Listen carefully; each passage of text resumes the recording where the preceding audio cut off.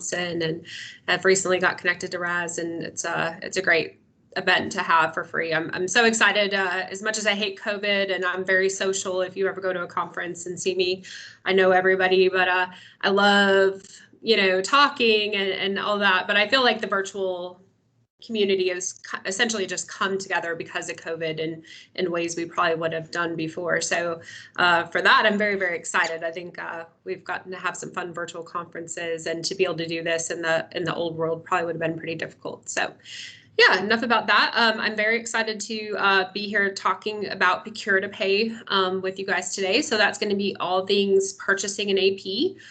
We're going to start with a very 101 level, and maybe you'll pick up some tips and tricks on the way. I'm going to be talking about Procure to Pay in ways that you can also utilize the Power Platform, and you can also utilize Office 365.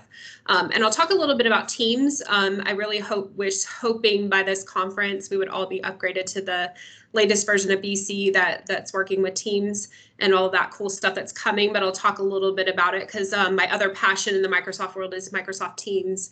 So I'm very excited about that and kind of how it will affect the AP world. But yeah, we'll just go ahead and dive right in. A little bit about me. I live in Nashville, Tennessee. I'm a recently nominated Microsoft MVP, so it just is almost my 1-year anniversary.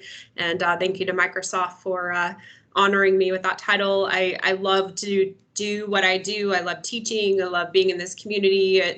That to me is just like an honor because I just love doing this. I have 2 degrees in accounting. I actually came from a private accounting world and fell in love with databases. Started using Dynamics about 20 years ago as an end user, and then worked my way into the consulting world. And now I lead a practice of highly distinguished individuals, and all we do is Dynamics, and we just love it. So this is my passion. I'm very, very excited to be here to talk to you all. So our agenda today, we are going to cover several topics. We're going to start off with a Procure to Pay overview.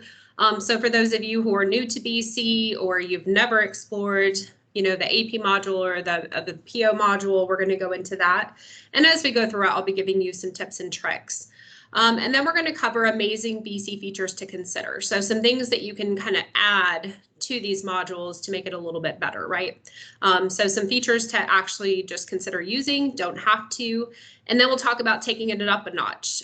So what can you do to kind of enhance your AP processes? And, obviously you can use what's out of the box, but how can you make it just a little bit better and awesome for your organization? And then we'll talk about apps. So apps, there's so many apps out there. I was actually surprised yesterday, for those of you who have gone out to AppSource lately, I actually had to update this deck because it's a very similar topic I taught last year at DynamicsCon, but I had to update my deck because back then there was 918 apps. Today there's 1,480, and that is less than a year. So that's insane how fast the apps are getting out to AppSource, and it's pretty cool. So before we get into amazing BC features, I'd actually just want to dive into BC. And I just want to walk through the Procure to Pay process. And while I go through this, I'm just going to kind of give you guys some ideas and tips and tricks of what we're kind of doing as implementation partners out there in the world, and what we're seeing is like really cool because I was doing a demo of BC yesterday, and I'm like, yeah, it's an ERP system. And one of the accountants on the demo said, we just want to see the cool stuff, right? Like we all know ERP systems, but what's the cool stuff that we can do? Because everybody enters vendors, everybody pays vendors, everybody does POs, but what makes it cool? Like what inspires you to be an AP clerk? And usually nothing inspires you. You're just entering invoices all day long, but there is some cool stuff that you can actually utilize in the system to just make your life so much better. So that's stuff I'm going to be talking about as we go. First thing I want to talk about is vendors and vendor management, right? So there's a lot of different ways to enter vendors in BC. All right, we have our standard way, which is we come in and we go to our vendor window. We can look up vendors in search, or we can just shortcut it. And from our list, we can actually just come in here and create a new vendor. Now I'm going to have a little fun today, and I'm going to create a really fun vendor. So my kids have really been trying to talk me into buying a Tesla. All right, they're very, very excited. They're like, Mom, you need to buy a Tesla. Everybody's got a Tesla. It's so exciting. So I'm a Cadillac girl. It would be very hard for me to do it, but I thought, I'll go out and look at the Tesla. So let's buy the company car as a Tesla. That's probably not SOX approved, but we'll do it anyway. And we're going to buy a Tesla today. And so we're actually going to set up Tesla as our vendor, and we're going to go through the whole process. But while we're going through, I'm going to kind of walk you through. So we're going to buy, I honestly don't even know the Tesla models, Model 3. I think that's what Kristen has. We'll buy a Model 3 today and put that on the books. All right. So first things first, if you're coming from any other software, this is what I'm very passionate about in BC.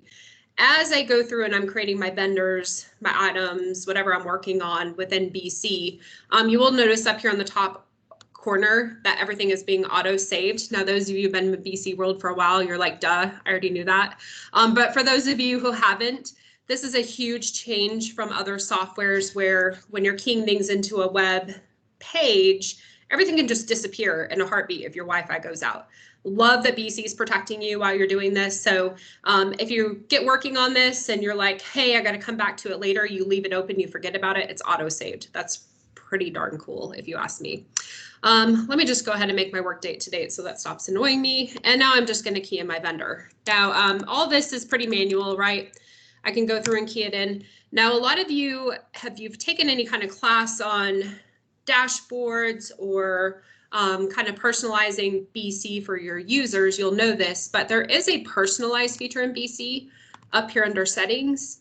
And you can come in here while you're doing this. You could be working on your vendor and come and personalize and go back and forth.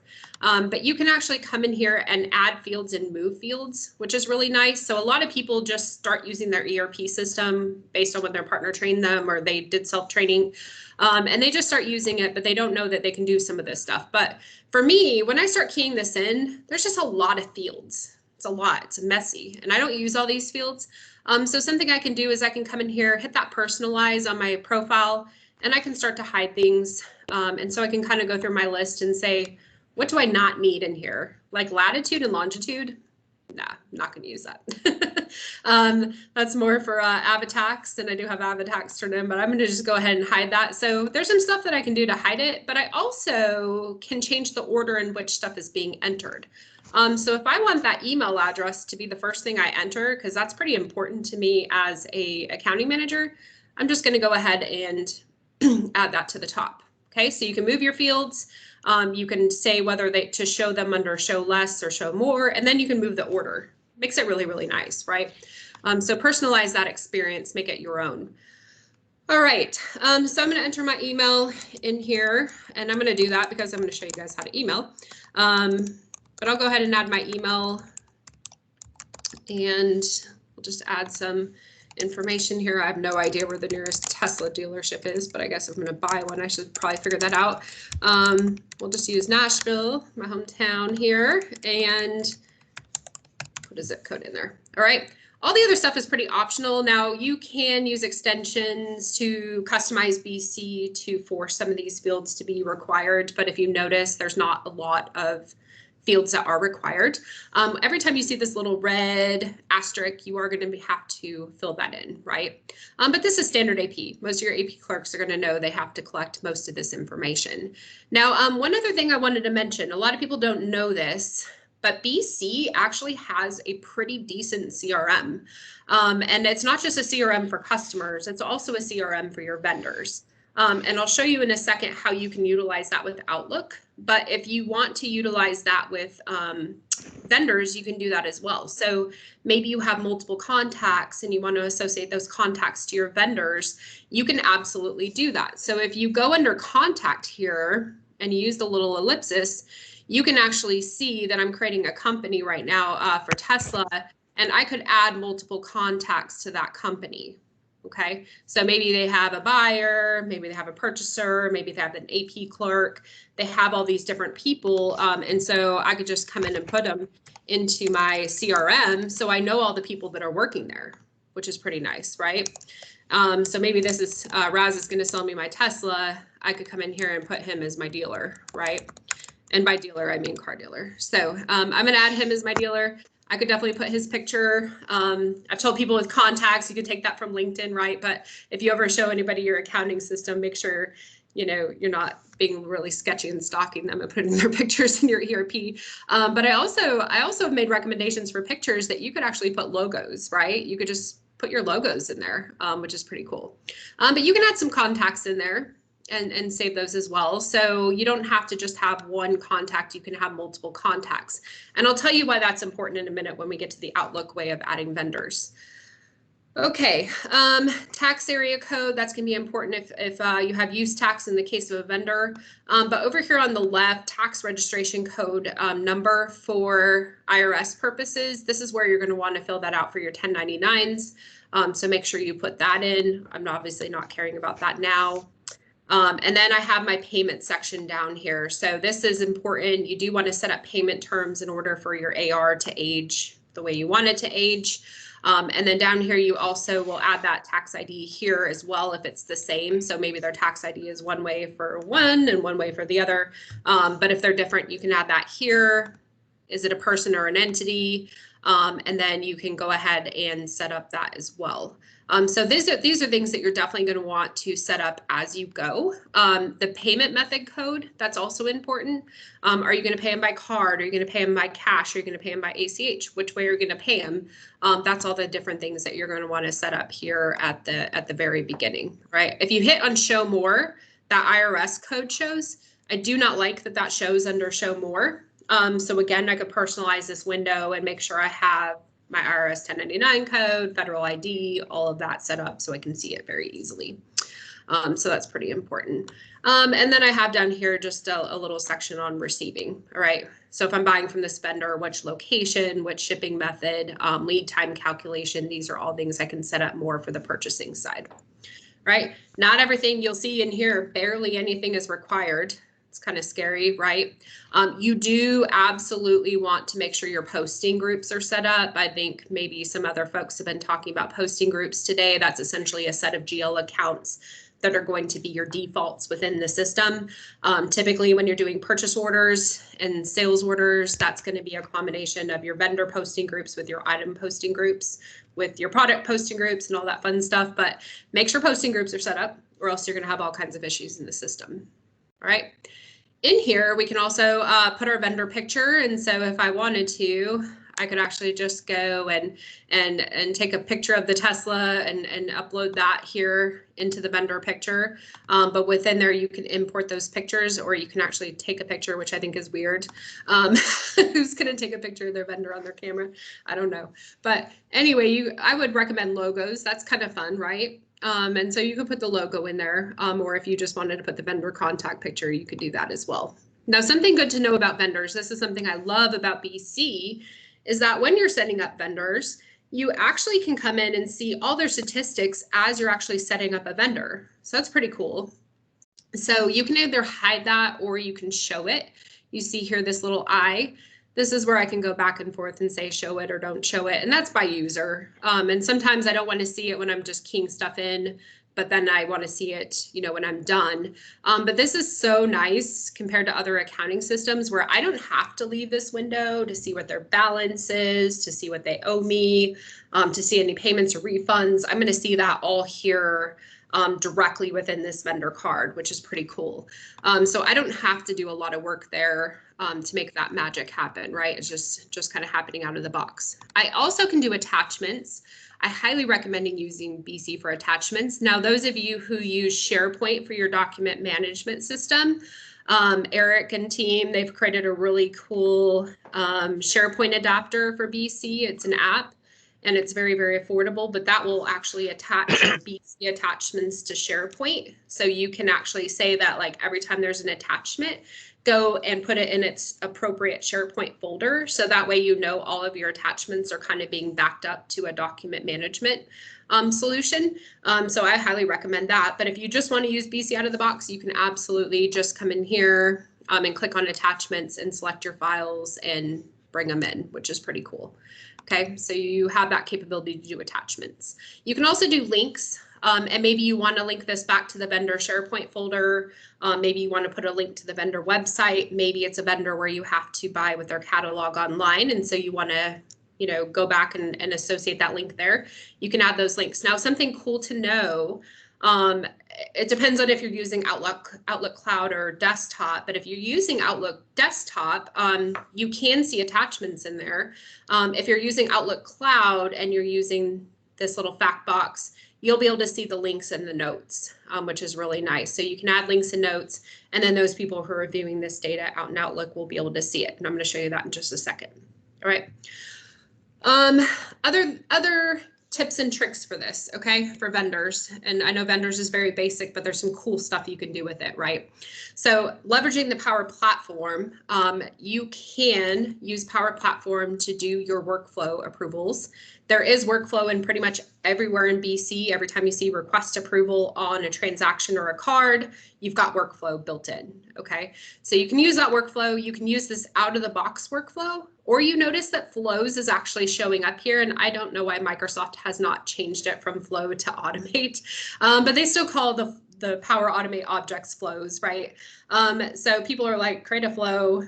Flow doesn't even exist anymore in Microsoft world, but that's okay. You have to explain to them it's Power Automate. And within Power Automate, if you come out to the Power Automate website and you just go and search for connectors, and I'll just log in real quick, you'll be able to see all the Business Central connectors that are available. So if you come out and you actually just search for Business Central and start searching for it, you'll actually see that Business Central is a built-in connector, and it has some out-of-the-box flows. Now, Mary can attest to this. Not all these flows are ones that you would want to use daily. You'd probably be like, yeah, I'm good. I don't want to use all of these. I'm going to build it from scratch. But these are just ones out of the box that you can leverage. So you can use this for your approvals. Okay, you don't have to, but you can. And sometimes people will do that when the approvers are not BC users and they want to send those emails external, or if they want to trigger other events off the approval, then they can come out and use those. And something Mary just pointed out the other day that I didn't even notice is they are putting counts on how many times people are downloading and using these connectors, which I find very interesting. The other way that you can leverage Power Automate with BC new vendors is you can say, when a new customer or new vendor is created, you can use Power Automate to then trigger some other actions. So a new customer is created, go create a folder in SharePoint. A new customer is created, send that customer an email. A new customer is created, send a notification in Teams. A new vendor is created, start that workflow chain, and then when it's done, send an email to the vendor and let them know they're approved. Lots of different ways you can utilize the Power Platform with that as well. I have seen some people that are also leveraging Power Apps to create new vendor, new customer, new item type forms for people to fill out in Power Apps. They fill it out, they hit submit, they're not BC users, and that goes back into BC and creates those items already approved. So think outside the box. It's pretty cool. Something we're working on in a project over with a customer that's implementing BC is we're actually creating a customer voice form. And so we're creating this form. And so when we create it, we're actually going in and having the customer fill out all the information that they would ask a customer in an email. Okay, so we just came out and created some fields, and everything that would be on their paper customer form, we're putting into forms. And so what they can do is they can send a link to their customer, new customer request or new vendor request, and say, hey, fill out this form. And when they fill it out, all that information, we're actually using Power Automate to push it automatically into BC. And sure enough, it works. It's so cool. So the accounting departments are not having to create vendors and customers. The customers and vendors are creating them themselves. And then all accounting is doing is we're saying when that new record happens, go ahead and trigger workflow. Workflow happens, accounting gets notified, they go and do their thing, gets approved, and now you can sell or you can purchase. So think outside of the box with Power Platform. It's pretty cool. Last but not least, and we'll talk about Excel in just a second, but you can leverage also the BC adapter within Outlook, which is pretty cool as well. So I'll just kind of show that to you guys. It was being a little glitchy yesterday, and hopefully it's not going to be glitchy for me today. Sometimes when you're logging into different Office profiles, it tends to be glitchy. But this is an add-on you get free with Business Central. A lot of people don't turn it on. I don't know why, but it is a corporate policy add-in. So your corporate administrators have to enable the add-in. Once it is there, you'll start seeing the BC icon in most of your emails. And as long as you're a BC user, you'll be able to view this data. And so what happens is once you click on that BC icon and you have a new email that BC doesn't recognize, meaning it's not set up in your contact list, that CRM, it'll ask you, do you want to add them? So I can add them, and I can add them as a person working for a company, or I can add them as a company. I have two different options there. So if in CRM world, hopefully that makes sense for everybody, but you can have a company and then you can have a person working for a company. So are they a contact of a company or are they on their own? That's essentially what you're saying here. So I can say this is a company, and then I can actually toggle down and I can choose, I might not have any companies in here. Well, let's just do person. Let's choose a new company. Oh, here's Tesla right here. So I'm going to go ahead and say this is Tesla. Now, obviously, I wouldn't do that in a regular system, but I'm saying the Microsoft 365 Message Center is now Tesla, and I'm hitting OK. Now, what's going to happen is it's going to take this email, it's going to create the contact, and then it's going to associate it automatically to the vendor, which is pretty cool. So once it does that, I'm actually going to be able to view from that email, every time that email is sent to me, vendor statistics, which is pretty cool. All right, so vendor calls me, I haven't got paid. Vendor calls me, I didn't get the PO. Vendor calls me, or I want to call the vendor and I don't want to have to leave here and go back to BC and all this stuff. I have all of this here, which is really, really cool. So if you go down, once I have aging, I'll have an aging report. I have their history. And then down here, remember I said you can see the links and notes. So if you set those up inside BC, you'll be able to pass those back and forth over here. And it goes vice versa. So I want to add a test note to Tesla. I can go ahead and do that. And so if I go back into BC and I go to Tesla and I do a little page refresh, we're going to have a note in there and we'll see that Tesla. So I'm really honestly working in BC within Outlook. This is very, very good for salespeople, AP clerks, purchasing managers, not necessarily accountants, right? But there's that test note. And this is just a really, really easy way for them to like not have to learn ERP, because nobody in those areas likes ERP. So if I go back in, I can come in here. I can also edit that company. So maybe the vendor says we have a new address and I'm like, oh, they have a new address. Cool. And so what do I typically do in my ERP? I leave here and I go edit it. I'm like, oh, okay, I messed up. Your address is not 10 or 1000, it's 1050, right?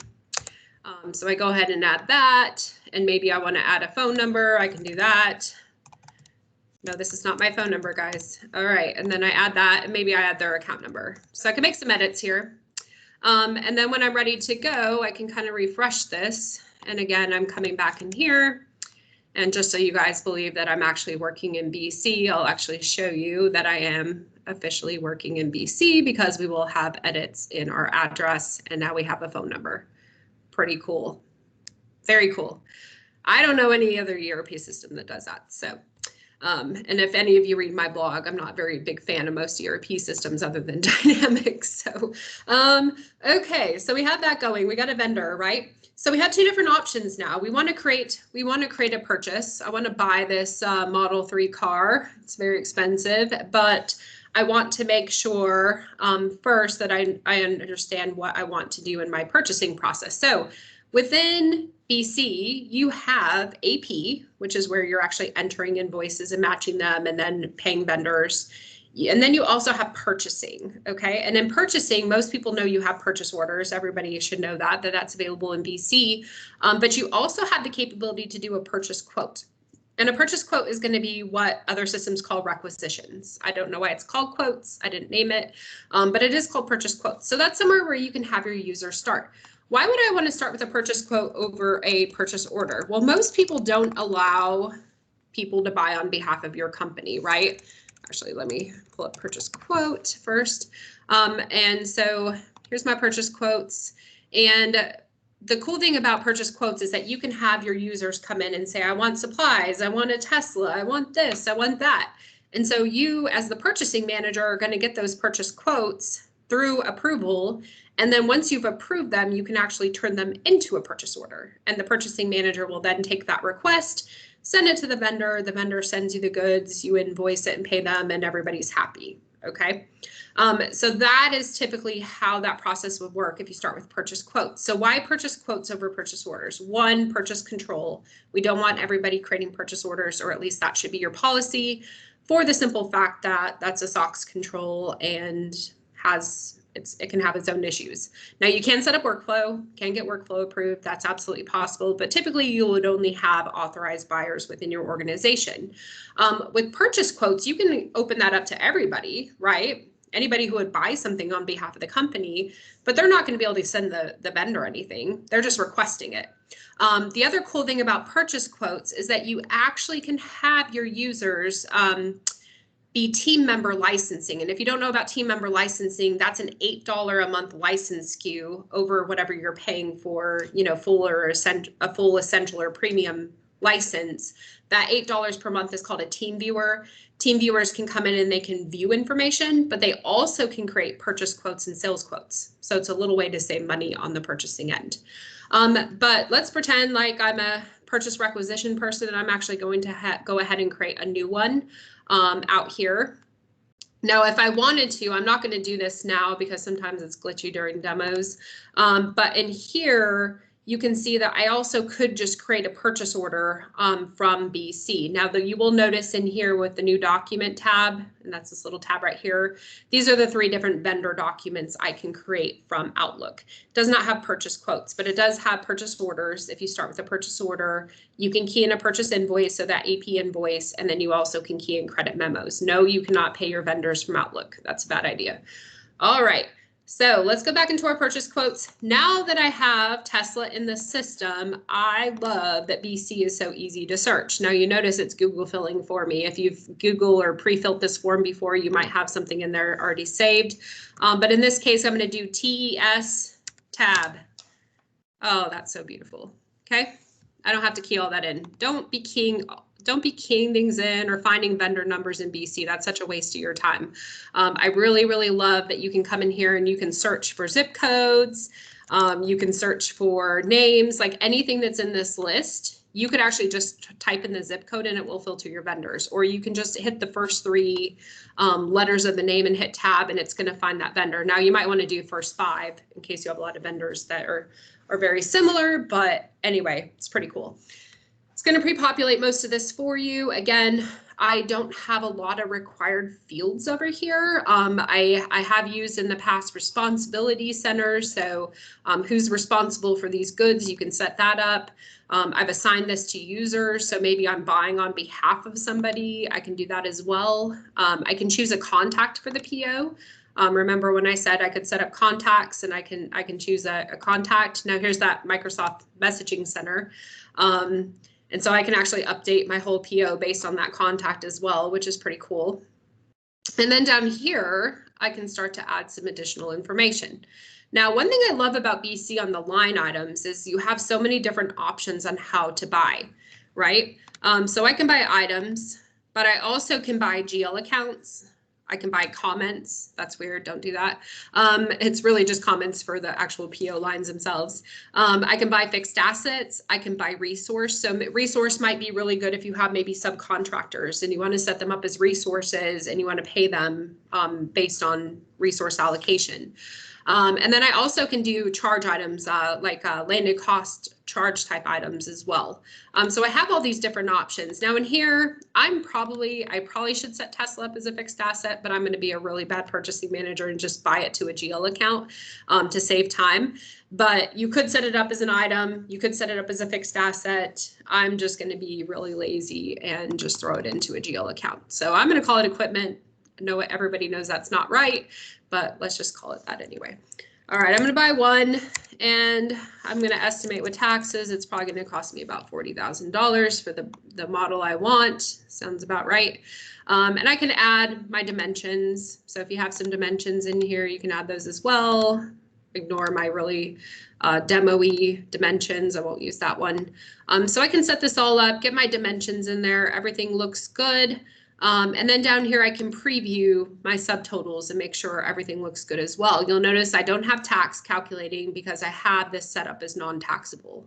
The vendor is non-taxable and the item. And then down here on invoice details, I can add some additional information. So and granted, you'll notice nothing in here is required because if you think about it, people entering purchase quotes, they probably don't know what they need to fill out. They just know what they want to buy and they know the vendor. That's why a lot of stuff is not required, right? When we get to the purchase order, we're going to have a few different areas that we're going to want to make required. But they could come down here and they could add some additional information. Probably the payment terms, the most anticipated one that we would want in there. I got 14 days to pay Tesla. And then down here at the very bottom, I can validate my shipment and my pay to. So who am I paying that to? Those of you who don't know, you can ship and pay to different customers or vendors. So maybe Tesla is part of a bigger group and I'm issuing this to Tesla, but another vendor is going to pay that. I can do that. Same thing with ship to. I can have multiple ship to addresses as long as they're in their ship to address book. All right. So I have some different options there. In this case, they're shipping to me. So that would be location, or that would be another address. I could do a drop ship and have them drop ship it to directly to my house. One other thing to note on all of these transactional type windows, you also are going to be able to see your vendor detail and vendor statistics. So if you're like, gosh, I can't remember the last time I bought from Tesla, most systems you leave this window and you go out and do something else, you can actually come back here and see all the details here. Now you do have a bunch of buttons up here, very hard to memorize. I came from a very on-premise world and I had to start learning where stuff is and it took me a while. But under each one of these buttons, you have different options here. So I'll go through them here in a second. But this one is the most important to know with purchase quotes. Eventually, after it's approved, you're going to want to make it an order, meaning you're going to transfer it from a purchase quote to a purchase order. So that's important for you to know. You can copy, which is really nice. So if you have continuous purchase quotes and you just want to grab another one and copy it, you can copy it as well. I highly recommend if you're going to use purchase quotes to use workflow. Now you will notice here, there is no purchase quote Power Automate workflow. So if you want it, you're going to have to do a lot of work. And Mary can attest to this. Custom workflows with BC is pretty rough. You could do it, but I would definitely just recommend if you're going to do purchase quotes, just use the BC out of the box ones. That'll make your life easier. I do have a print and send option. This is pretty cool.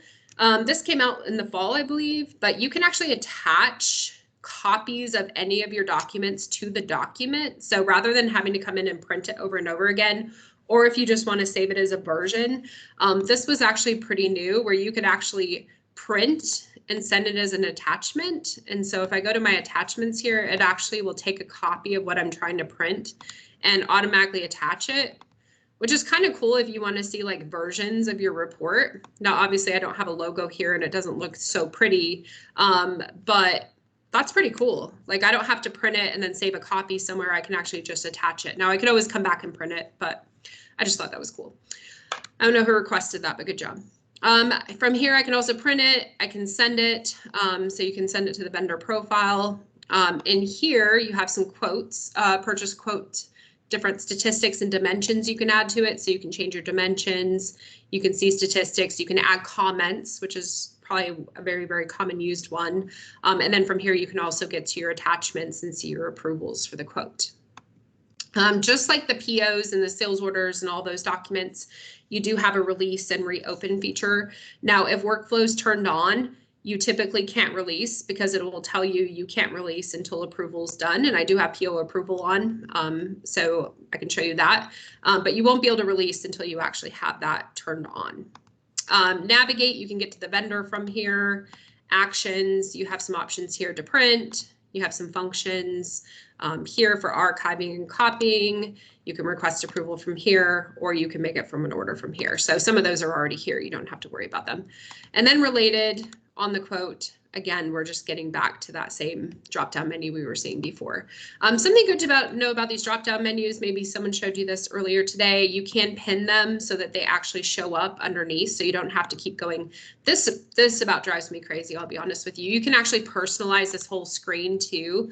If those drop downs are driving you crazy, like they drive me crazy, I can't handle them. But like for send approval requests, if I'm always going to use that, I can actually kind of drag and drop stuff up here and make it a little bit easier. Or I can actually move it from one to another. So if I want to put send under request approval, I can actually do that as well. So you can kind of personalize that experience. Because for me, it drives me crazy. I want like 10 layers so I can just see all my buttons. I hate the drop downs. So anyway, All right, this is ready to go. So I would typically just send it for approval request. You can set up that workflow. Obviously, I'm not going to set up workflow right now. And I thought I had workflow turned on, but let me just make sure I did turn it on. And oh, it is enabled. Of course, we're going to have a buggy BC when we try to do this, right? Let's go out, request approval. No approval type for this record type is, tell you what, let's turn off workflow. We don't have time for that. I don't know why it's not going through when it's actually enabled, but we will just turn it off and then I can release it. Okay, and typically your users will not be able to do that, right? But I'm a power user. All right, let's just release it. We won't go through workflow, but the workflow piece will actually send emails out to those folks, letting them know there is an approval request. And what in the world? Come on, BC. It's always when we're in the middle of a demo that BC decides to behave badly. That's what I say. All right, let's try it again. I think we might have just lost our cache here. All right. So we got it released. We can see here now that the status is released. Now, when you're using workflow, it will go from a new document and then it will go for approval. It'll say pending approval. Once it's approved, it will come back and it will release it. All right. Once it's released, you can't make changes without reopening it. That's good to know. But you cannot turn it into a purchase order until it's been released. All right. So that's how you prevent that.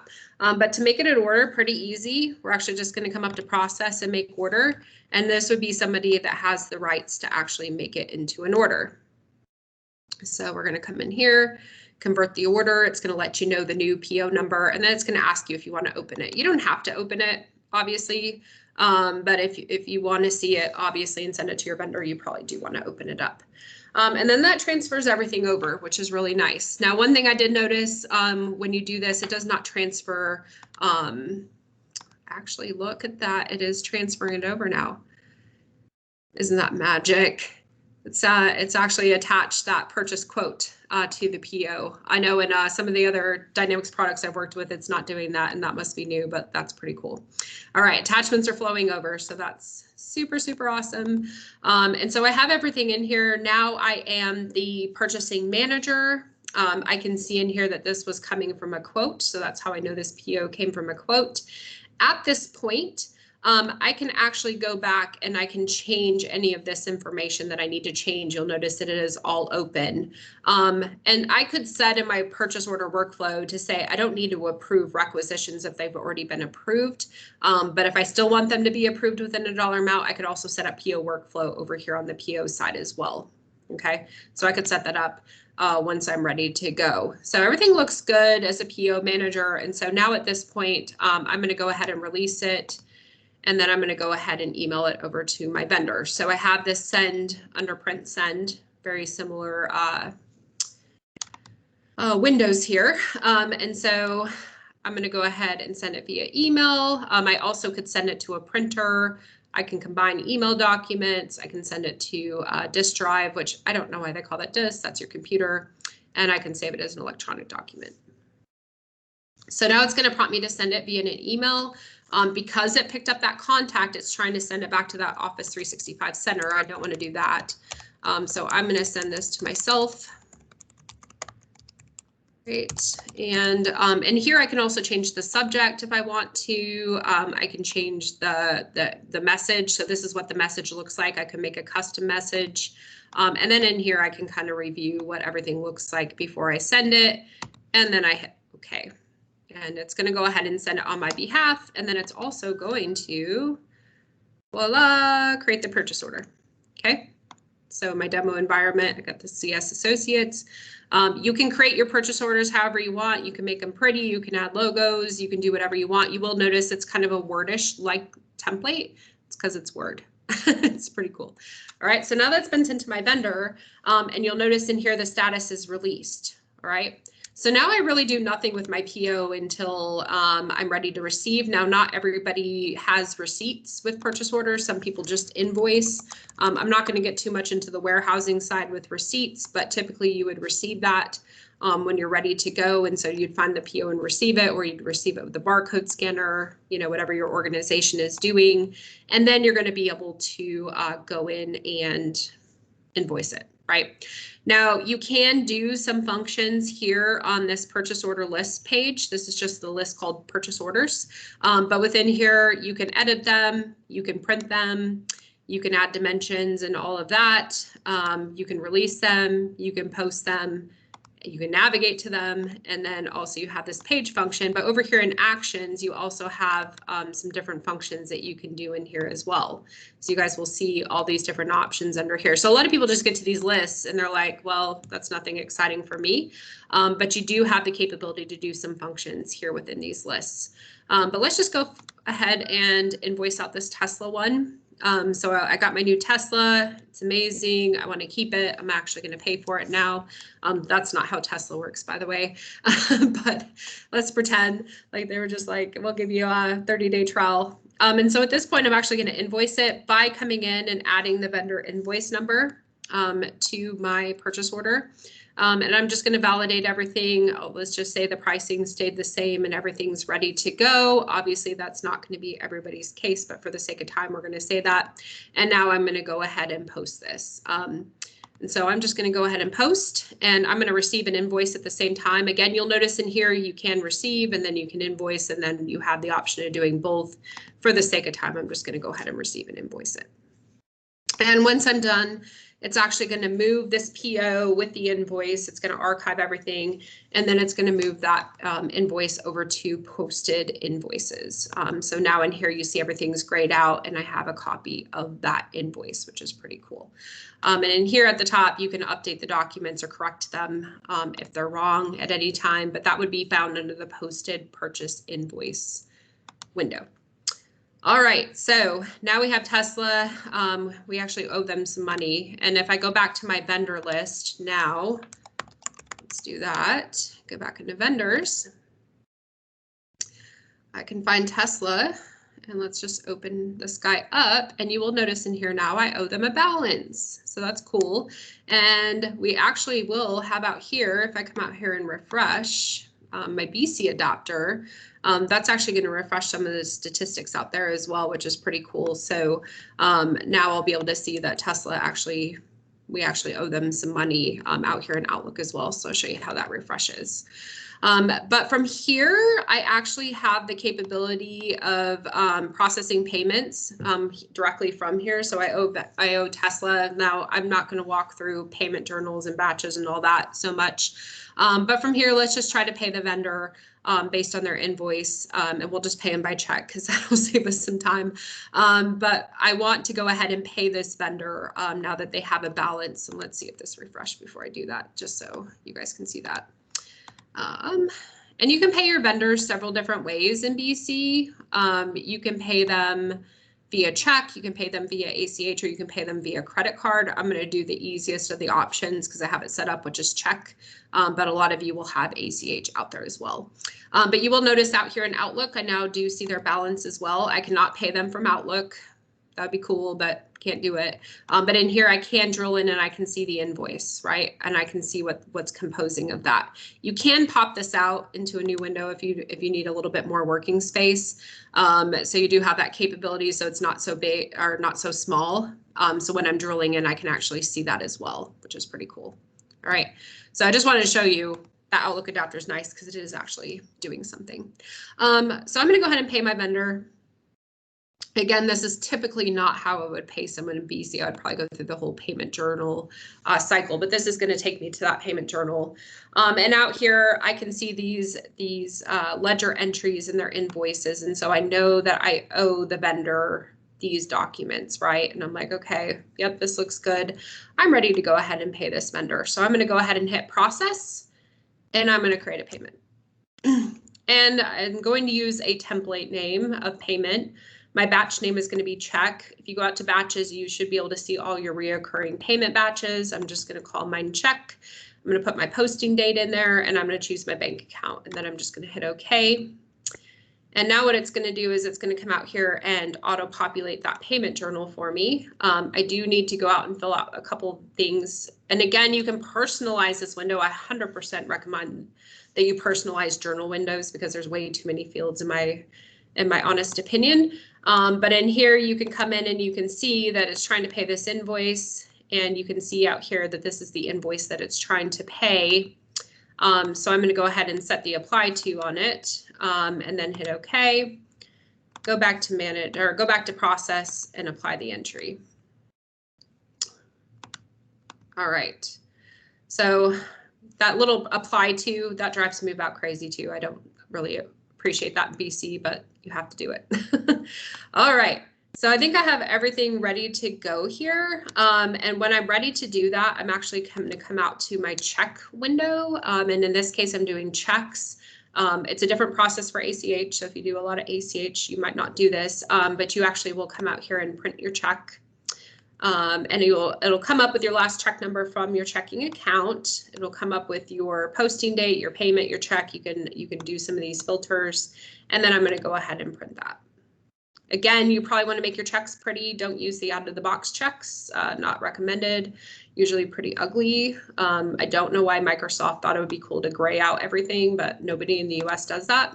But over here, you can see what your check format looks like. And then typically you would print this obviously to a printer, not save it as PDF. But if you want to, you can save that as PDF. And then you're ready to go. And then from there, you're just going to post. And ta-da, we actually have a vendor that's been paid. Now, all of your vendor entries, let's just go back to home, get out of some of these windows, go back to Kronos. I actually have this saved, I think, to my home page. If I don't, oh, I changed companies, that's why I don't see it. If you go to purchase, or I'm sorry, vendor ledger entries, vendor ledger, that search. There is one out there called vendor ledger entries. That's where you're going to see your entries for your vendors. And so out here, this is where I would find my invoices and my payments. All right. So a lot of people go, that's cool, I paid them, or that's cool, I invoiced them, but where did all that go? This is essentially where it goes. So pretty cool. And then you can drill into that. And just like any other window in BC, you can actually hit page and you can send that out to Excel or print it or whatever you need to do. All right, so that's the procure to pay. Obviously, everybody does it a little bit different. So you say, I don't do that in my system. Well, everybody has their own flows. Trust me, I've been in consulting way too long to know nobody does it the same way. But that's a pretty big gist of it. I know we're running a little short on time as far as start and end time, and I want to have time for questions, but let's just walk through a few of these slides and some other recommendations I have for you guys. So I mentioned purchase quotes. That's a huge way to save on licensing, okay? So if you use that purchase quote rather than the purchase order, you can use those TeamViewer licenses, you can use workflow, and that's essentially a pre-approval to a purchase order. I highly recommend that. Now, a lot of people ask me, does it have punch out or catalog or all those fun things? There are products out there like Paramount and other things that can connect to BC to do punch out and catalog. BC out of the box does not do catalog, so you're not going to get that functionality. I also recommend blanket purchase orders. I really didn't show this, but blanket purchase orders allow you to create essentially like a reoccurring purchase order where you're going to approve an amount of spend for a vendor, and then you're going to release that over a certain amount of time and match those reoccurring services to blankets. So for example, a lot of things I've seen for blanket purchase orders are when people come into facilities and they replace rugs or uniforms or towels, and they're going to come in every week. You don't want to create a PO for every week. You just have that open PO that the vendor can use, but they can every week come in and relieve that PO slowly over time. That's where you would use those blanket POs. You're still controlling spend, but you're not having to create a PO for every single invoice. So I highly recommend that. Purchase order workflow, you're going to have that for vendors, you're going to have it for purchase quotes, and you're going to have it for purchase orders. I'm not going to get into workflow. No way, Jose. It's not fun to do, but once it's set up, it works really well. Again, you can leverage the BC workflow, or you can leverage that Power Automate workflow, and there's plenty of blogs and everything out there on workflow. Not my favorite topic, and I'm definitely not getting into it right now. There is a purchase advice report that you can use for purchase order replenishment. So there is a whole section that you can set up for purchase order replenishment. If you're working in manufacturing or distribution, you probably run into this where you need reorder points, you need to calculate usage, you need to see lead time, and you need to know what to buy. There is the capability to get advice on purchase orders and create purchase orders based on reorder points. So if that's something necessary to you, that again, there's a lot of blogs out there on it, but just know that BC can do it. A lot of people don't know that. Purchase budgets. You can actually budget for purchasing based on item. So you can base it on item, you can base it on period, and you can set up different item budgets. And so you can see what am I going to buy for items over a period of time, which is pretty cool. And you can show it as quantity or price, and you can kind of set up those purchase budgets. And this is separate from your financial budget, which is pretty cool. And you can use those for items, you can use it for dimensions, and then you also can edit either in BC, or you can also edit it in Excel, which is pretty nice. There is a subcontractor work sheet that you can use to create purchase orders for manufacturing. So a lot of people sometimes will sub out some of their manufacturing and routing in manufacturing. There is a subcontractor worksheet that you can use to set up and assign those costs with purchase orders. So that's good to know as well. Again, I'm not going to show that for the sake of time, but I would definitely look into that if you have a lot of subcontractor work. I did also mention you can do a PO to a resource, and that's another way to kind of do that allocation with projects and jobs as well. I showed you guys purchasing in Outlook. Again, just another reminder, you do have to turn on the add-in, you have to enable the add-in, and the users do have to be BC users. So make sure you do all those things before you actually enable purchasing in Outlook, okay? But again, you can create vendor contacts, you can create vendors, you can create purchasing documents, and you can also view that vendor data, which is pretty cool. And then use purchasing views. Those lists that we're seeing, purchase orders, vendors, all of that, it can be filtered and saved. So I usually recommend, setting up those filters. And in here I have by customer, but you can do it by vendor. You can do it by date, you can do it by status, and then kind of add those lists to your homepage or on those lists so that you can easily go, how much did I buy for Fabricam, or how much did I buy from this company or this company, and easily just go back and forth and see those lists rather than every single time you go into the list, keep filtering it, because that becomes quite a pain. I would definitely recommend purchasing Jet reports if you're doing any kind of purchasing and purchase distribution. If you don't know what Jet reports is, Jet is Excel-based reporting that connects your BC data in Excel. I know you can do Excel OData connections, but what Jet has that doesn't have is it has a table builder where you can take this table and this table, combine it together and create a report. Or you can use some of their out-of-the-box reports like this one, vendors with the largest increase in activity, out of the box, connect it to your BC data source, and then run it directly from Jet, and it's all ready to go. So that's pretty cool. The other cool thing about Jet that the OData connections don't have is you can actually drill in from Jet into BC to see your transactions. So if you haven't seen Jet reports, tell them I sent you. Really nice guys to work with. Their products are awesome. I've been using Jet for probably about 6 years now, and I love it. All right. One of my last recommendations, use job queue for posting and printing purchasing documents. So if you don't know what job queues are in BC, do a little research, but essentially job queues are ways to automate processes in BC. You can set up job queues to do auto posting on some of your transactions in BC, and you can also use it to auto schedule some of your reports. So under the purchasing and payable setup is actually where you can set up and enable your job queues, but you can use those job queues to do posting. We've even used job queues to do releasing on purchase orders. So if a purchase order's been approved, go ahead and release it with a job queue. So those are the type of things that you can use job queues for. Very, very robust. Last but not least, app it up. If you have not been out to AppSource, tons of apps out there. I had hundreds in here, but it's actually now thousands, which is pretty crazy. And if you actually go out, you can search for purchasing or payables, you restrict it down to BC, and you are going to just see a ton of apps out there. So many cool ones. I have not had a chance to see all of them because I don't even know if that's possible, but really, really cool ones out there. So punch out capabilities, document imaging with workflow. I know there's some specific for industries like food and all kinds of things. There's too much out there. I couldn't name it all. But some really, really cool apps out there. So I definitely recommend you go out and search for purchasing or payables and see what's out there.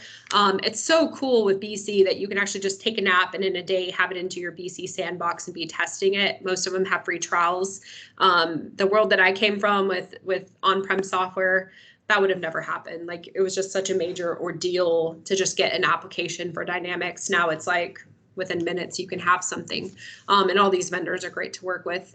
But right now there's 1,485 apps available for BC on AppSource, which is insanity, so crazy. But I do have some links out here. I will put up my email address in a minute. If you guys want the deck, go ahead and email me and I'll send it over. And then also here, I have these links in here if you want to go see vendor apps and purchase apps. This will take you directly out there to AppSource, where you can go and open those up, which is pretty cool. All right, so I'll leave some room for questions, and here's just showing that link will actually take you somewhere. Not spam mail. So I'll leave some time for questions. Let me actually pull up the chat, because I'm sure there's questions and I'm not seeing them right now. All right, so let's start from the beginning. Okay. Sorry, guys. I'm gonna drill down so I can actually read some of these questions. And I'm okay if you guys go off mute too. Okay, so yeah, and guys, I think Cynthia is next after me. Someone asked, can we integrate LinkedIn navigators into BC CRM? No, that is an absolute no. If you are using BC CRM with LinkedIn Navigator, you have to use Dynamics 365 Sales and Customer Service. Yeah. And Mary says, very true on the Power Automate side. There are some bugs in Power Automate. And Mary, I know she is BC, but she's working a lot on Power Automate, and she's run into a lot of fun issues with that. So you can always go out to our Twitter pages. You'll see a lot of back and forth on workflow and Power Automate. Someone asked, how do we manage tender or RFQ process? Any suggested extensions? There probably are some extensions out there. I would just go search AppSource. I don't have any recommendations for that personally, but I would definitely go out and look at AppSource for that. Does it support multiple PO revisions with an audit of each of the revisions? Yes, that's a really, really good question. For sales and purchase orders, it will actually archive those documents. So you can actually go to sales order archive or purchase order archive, and you can see all the different versions of a report, which is pretty cool. So that is available. Can it do OCR for the invoice received and match automatically? BC out of the box, no. I highly recommend Kofax or like AvidXchange or one of those other AP document imaging, PaperSave. There's a bunch of them that actually do the OCR where it can actually match and do all of that and then come into BC. You could use the incoming documents feature, but again, if you don't scan it in and you want it to be OCR, you do have to have that Kofax service. So it is capable. It's not free. It would be cool if it's free. Now I have seen a couple people create power apps that do OCR, which is pretty cool. That's a little bit out of my league. I don't do that, but that is a possibility. Does it validate duplicates in the purchase? I'm guessing that's the purchase order number, a GRN number. I don't know what a GRN number is, but yes, it does validate duplicates in purchase order numbers. Someone asked, I thought Jet reports were phased out. That is absolutely not true. Jet did get bought, but Jet is well alive, and pretty much everybody I implement BC for uses Jet. How does purchase budget work? Can I control it that I cannot purchase more than a budget? The answer is no, but you could probably build an extension that looks at the budget per item and then says you're over the budget. But I don't think it will stop you from buying. How we set approval by department on the PO, that is all built into your workflow. So if you build your workflow, you're actually going to want to put each of your users into a workflow user group. And then for that user group, you will assign an approver. And that's how you'll do it by department. So you'll have like sales or accounting or whatever that department is, and then you'll actually have an approver by user group, and that's how you'll do that. Good question. All right, any other questions? I've talked a lot. Do I need a special license subscription to use BC? The answer is yes. If you email me, I can give you some information on how you get that. You have to definitely have a license to use BC. You do get a free 30-day trial from Microsoft though. So if you go to dynamics.businesscentral.com, there's a place there that says start for free. You can actually start for free. Any inputs on new features like AI, bots, insights, apart from Power BI? Yeah, there are some purchasing insights more built into your cash flow forecasting. And then if you go to the insights on your homepage, that's most of the AI. You can do sales forecasts. I don't know if it's actually got AI built into the purchasing forecast yet. I don't believe so. I'll do a little research on that. You can email me. I'll see what we can find. You guys are very welcome. It's fun to share purchasing. Posted transaction shows the invoice and receipt numbers, but how do I find the related order number? If you open up the invoice, it will actually drill into the PO window, and that's how you find it. You can also add it, personalize your list, and add that field onto your list. That's a good question. When you personalize, you can add a bunch of fields to your list. I highly recommend personalization. Okay, any other questions before I turn it over? I think Cynthia is next. What are the limitations of team member licensing? Oh, that's a good one. Team members can do view. They can view things. They can also do those sales quotes and purchase quotes. Outside of that, they don't have a lot of anything.